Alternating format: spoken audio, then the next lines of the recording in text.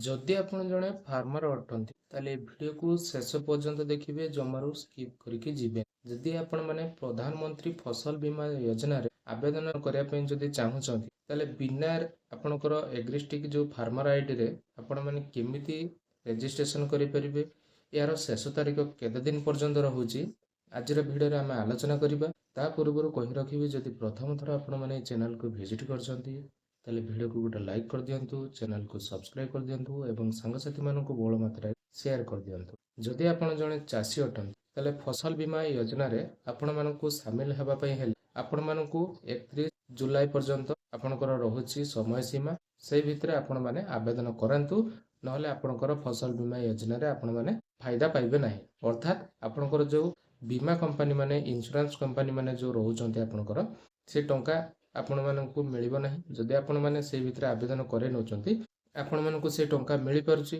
जदि आपण माने 31 जुलाई पूर्व आवेदन करे नउचंती तले आपणकर अप्लाई फुलफिल हो जाउची आपणकर बिना फार्मर आईडी रे।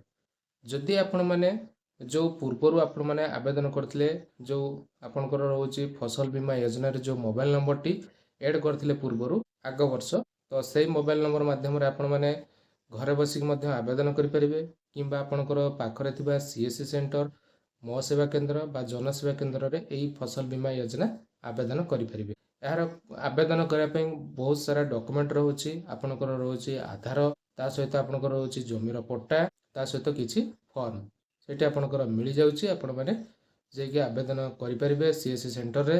ता सहित आपण माने जो माने आपणकर जमीर लोन नै कि आपण माने चाष करचंती आपण माने सीधा सड़क बैंक रे जेकी मध्य आवेदन करि परिबे फसल बीमा योजना। ता सहित जो माने क्षुद्र आ भाग चाषी जो माने रही जाइचंती जो मानक ना रे निज नाम रे जमी नाही से माने केमती आवेदन करि परिबे।